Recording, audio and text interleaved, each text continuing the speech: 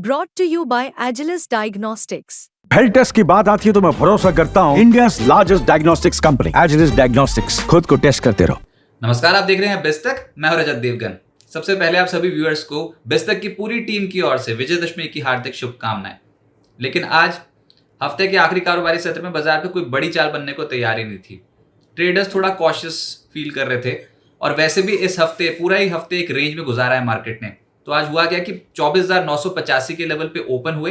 25,028 ये आज के दिन का हाई है, लेकिन लो लगाया है 24,920, क्लोजिंग आई है 24,964। 34 अंक गवा दिया निफ्टी ने close to close. Nifty bank 358 अंकों की गिरावट के साथ 51,172 के लेवल पे हुआ है बंद और सेंसेक्स 230 अंकों की गिरावट के साथ 81,381 के लेवल पे हुआ है बंद।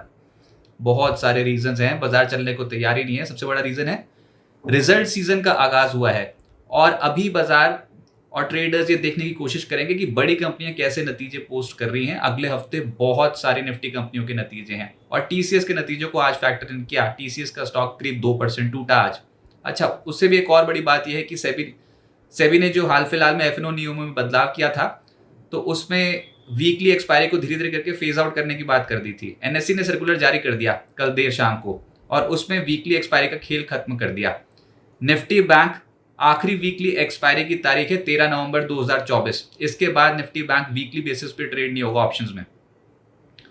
निफ्टी मिड कैप सिलेक्ट आखिरी वीकली एक्सपायरी की तारीख है 18 नवंबर 2024 और निफ्टी फाइनेंशियल सर्विसेज, जिसको आप फिन निफ्टी बोलते हो, उसमें आखिरी वीकली एक्सपायरी की तारीख है 19 नवंबर 2024।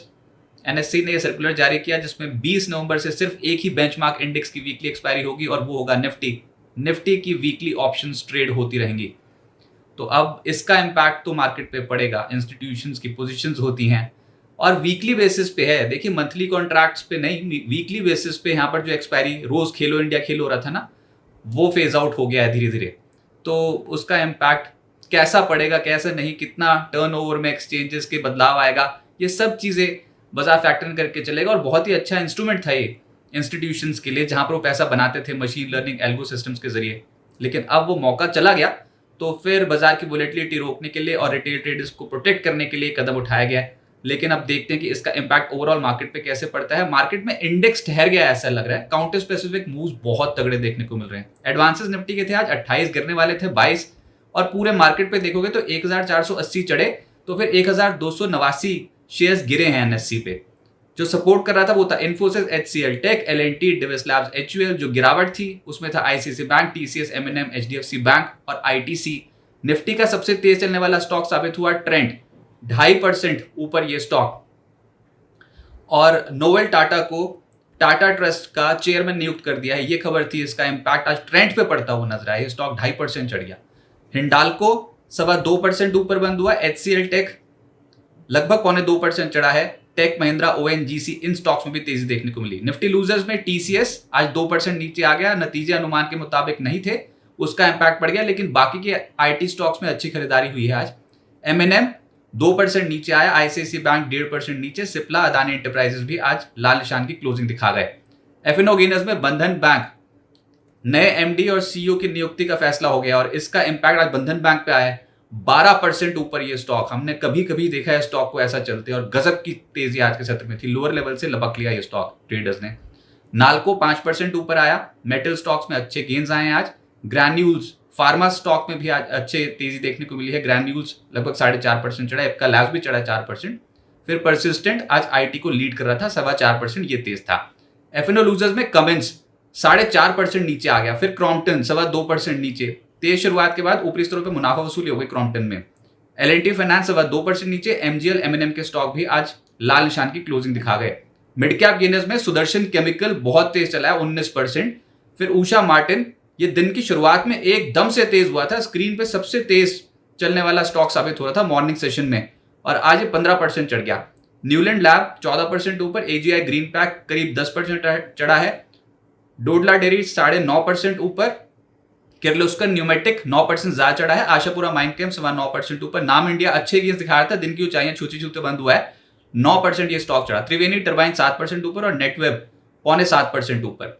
मिड कैप लूजर्स में वक्रांगी को पाएंगे 5% नीचे। कमेंस आज वायदा कारोबार के सबसे नेगेटिव प्रदर्शन करने वाला स्टॉक है। फिर क्रेडिट एक्सेस ग्रामीण 4% नीचे, स्टार हेल्थ 3.5% नीचे, सारे गामा, जुबिलेंट फार्मोवा जैसे स्टॉक्स में प्रॉफिट बुकिंग हो गई। जेएसडब्ल्यू एनर्जी 3% नीचे आ गया।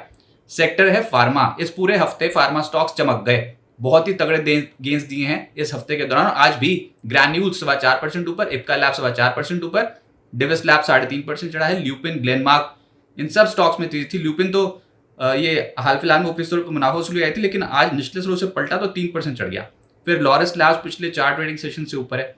ऑरबिंदो फार्मा भी आज गेंस दिखा गया 1.25% के। मेटल्स में नेशनल एल्यूमिनियम सबसे तेज चला 4.5% ऊपर, और इसके अलावा एनएमडीसी 3.25% चढ़ा है। स्टील अथॉरिटी 3% ऊपर बंद हुआ। हिंडाल्को 2.25% चढ़ा। JSPL, Hind copper, JSW steel हरे निशान की क्लोजिंग दिखा गए।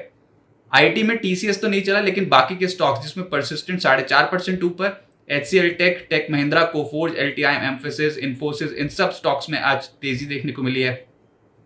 टीसीएस हालांकि 2% नीचे आया। प्राइवेट बैंक्स का दिन नहीं था, बंधन बैंक जरूर चला। बंधन बैंक तो आज गजब की तेजी में था, लेकिन जो बाकी के थे जैसे कि ICICI bank, IDFC first bank, axis bank, HDFC bank, IndusInd bank, ये लाल निशान की क्लोजिंग दिखा रहे थे। बंधन बैंक आज 11.5% चढ़ा और आरबीएल बैंक 1.5% ऊपर बंद हुआ है।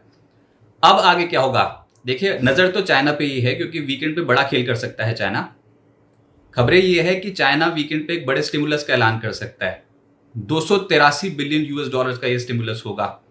और आपको याद होगा हाल फिलहाल में एक स्टिमुलस पहले दे चुके हैं, उसके बाद एशियन मार्केट्स पे हड़कंप मच गया था। आप देखते हैं कि अगर ये खबर आ गई तो इसका इम्पैक्ट फिर से एशियन मार्केट्स पे क्या होता है, और सोमवार को इसी को ट्रैक करते करते हम खोलेंगे। आज तो चाइनीज मार्केट नीचे चले गए। वैसे चाइना की कथनी और करनी में बहुत फर्क होता है, विश्वास नहीं करना चाहिए। चाइना अपने खुद के ही जो स्टेटमेंट्स होती हैं उस पर कई बार कायम नहीं रहता है। तो देखते हैं कि इस बार ये फिर से करते हैं स्टिमुलस की नहीं, अपने इकोनॉमी को स्टिमुलस दे दे के संभालने की कोशिश कर रहे हैं। अच्छा, उसके बाद अभी भारतीय बाजार तो बिल्कुल ही कंसोलिडेशन मोड पे है। इस हफ्ते की जो रेंज है वो 24,694 से लेकर 25,234 की थी, तो इसी रेंज पे उठापटक देखने को मिली। बार बार ऊपर जाते थे तो मुनाफा वसूली हो जाती थी। 50 दिन के औसत के लेवल के ऊपर निकल नहीं रहे हैं ढंग से, इसके नीचे निफ्टी बरकरार है। अब होगा क्या कि 25,030 के लेवल के ऊपर जाएं तो एटलीस्ट फिर बुल्स धीरे धीरे करके पोजीशन बनाना शुरू करें। हम जाते हैं ऊपर, लेकिन कन्विंसिंगली फिर क्लोज नहीं ना कर पाते, ऊपरी स्तरों पे मुनाफा वसूली हो जाती है। तो अगले हफ्ते देखना होगा कि 25,030, 25,050 के लेवल के ऊपर मेंटेन करना शुरू करते हैं कि नहीं। नीचे अभी तक तो 24,700 के लेवल को बचाए रखा है इस हफ्ते, तो 24,800, 24,700 के लेवल पे कुशन आएगा, सपोर्ट आएगा। 14 अक्टूबर को सोमवार को जापानीज मार्केट तो बंद है, लेकिन हमारे यहाँ सीपीआई और डब्ल्यूपीआई के आंकड़े आने हैं सोमवार को। सीपीआई का आंकड़ा आएगा बाजार बंद होने के बाद, एक आंकड़ा भी आया बाजार बंद होने के बाद आज, वह आईपी का आंकड़ा डी ग्रोथ देखने को मिली है, तो उसका असर भी आएगा मार्केट्स पे। अच्छा, फिर 15 अक्टूबर बहुत इंपॉर्टेंट तारीख है, मंगलवार को Hyundai मोटर्स का आईपीओ खुल रहा है। ये अब तक भारतीय इतिहास में सबसे बड़ा आईपीओ है। 27,856 करोड़ रुपए कंपनी जुटाना चाहती है, तो देखते हैं इसको कैसा रिस्पॉन्स मिलता है। और आज तक यही इतिहास है कि जब जब बड़े आईपीओ आए उसका असर स्टॉक मार्केट पे भी देखने को मिला है। और थोड़ा ध्यान से, निवेशक हाइप में ले लेते हैं चीज को, लेकिन उसके बाद पैसा बनाना बड़े आईपीओ से बहुत मुश्किल होता है, ये इतिहास गवाह है। आपने एलआईसी में भी देखा था ऐसा, 197 कम्युनिकेशंस में भी देखा था ऐसा, इनफैक्ट कोल इंडिया में भी देखा था ऐसा। समय लगता है पैसा बनाने में। अगले हफ्ते निफ्टी की बड़ी कंपनियों के नतीजे हैं। असली ट्रिगर है ये, नतीजे जैसे आएंगे ना, अच्छे बुरे, वो इम्पैक्ट डालेंगे मार्केट्स के ऊपर। टीसीएस के हाल आपने अभी आज के सत्र में देख लिया। अब रिलायंस इंडस्ट्रीज, सोमवार को रिलायंस इंडस्ट्रीज के नतीजे जो बाजार बंद होने के बाद आएंगे 14 अक्टूबर को। अगले हफ्ते नतीजों की झड़ी है। Reliance Industries, HDFC Life, Axis Bank, Infosys, Wipro, Nestle, HDFC Bank, Kotak Bank, Tech Mahindra, इन सब कंपनियों के नतीजे हैं। तो रिजल्ट्स हेवी वीक रहने वाले हैं, और ये है बाजार का सबसे बड़ा ट्रिगर। बाजार अभी रेंज बाउंड है, और ऐसा लग रहा है कि एक ये जो बड़े ट्रिगर नतीजे, इससे पहले बाजार थोड़ा शांत है। तो बहुत क्लोजली वॉच किए जाएंगे इस बार Q2 सेट ऑफ रिजल्ट्स, उसके बाद ही एक्शन बनेगा मार्केट। बिस्तक आपके लिए लाया है प्रीमियम मेंबरशिप प्रोग्राम, जहां आपको मिलेंगे कई सारे फायदे, जिनमें मार्केट न्यूज़लेटर, लाइव चैट पर आपके सवालों के सबसे पहले जवाब, मार्केट आउटलुक, वीकेंड पर मार्केट स्कैन, एंकर्स के साथ चैट और भी बहुत कुछ। इस प्रीमियम सब्सक्रिप्शन में 3 तरह के प्लान्स हैं, सिल्वर, गोल्ड और प्लैटिनम, जिनकी शुरुआत मात्र 159 रुपए महीने से होती है। इससे जुड़ना भी बेहद आसान है। बिस्तक के YouTube चैनल पर जाएं, ज्वाइन बटन पर क्लिक करें और अपना प्लान सिलेक्ट करें। बस बन गए आप हमारे प्रीमियम मेंबर।